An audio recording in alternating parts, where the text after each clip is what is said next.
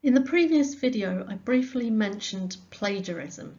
So what exactly is plagiarism and how can you avoid it? So plagiarism is using someone else's idea without giving them credit. That could be on purpose or it could be by accident. So what that means for you is that you've got to keep very careful notes of the sources that you use. Because if you use something in an assignment and you haven't got the details to be able to cite it, then that could be plagiarism. So anything that you use, you must cite. Whether that's quoting someone's direct words, paraphrasing their ideas, reproducing a graph, all of those situations need a citation. So these are some of the situations where you would need a citation.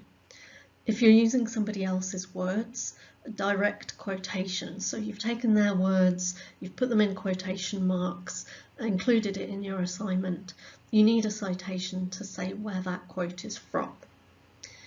If you're citing someone else's ideas, even if you've rewritten those in your own words, you still need to give the source.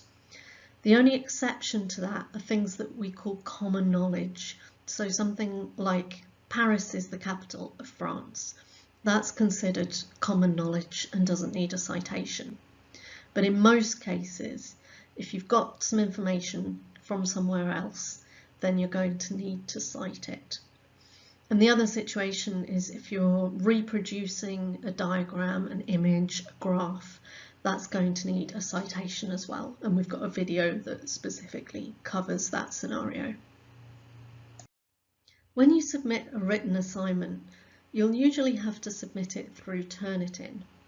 Turnitin is a tool that checks for similarity between the text of your assignment and lots of other sources in its database. So those could be other student work, online sources, articles, and it will highlight where the words that you've used are similar to another source. Now, one of the questions I get asked most often is how much similarity on Turnitin is okay? So what's the upper limit of the percentage score that is acceptable? Now, there is no number for that, and if you think about it, you might understand why.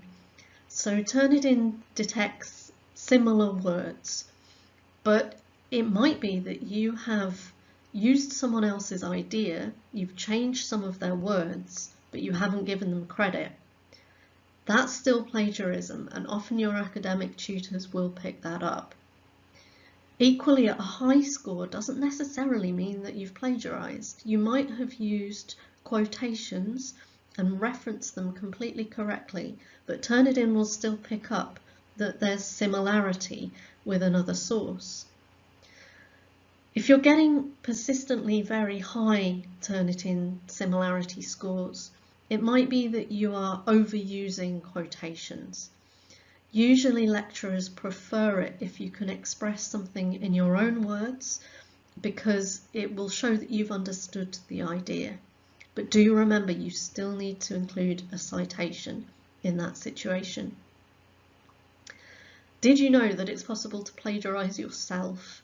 Which seems a bit crazy, but if you submit one assignment and then you reuse a paragraph in another assignment, that counts as self-plagiarism because you're getting credit for the same work twice. So do be careful of that one as well. So how do you avoid plagiarism? The first thing is to understand what you need to reference and how to do it.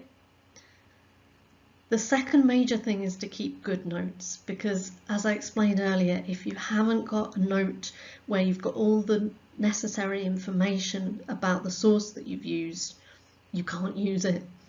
So leave enough time to collect together that information, your notes, and do your reference list.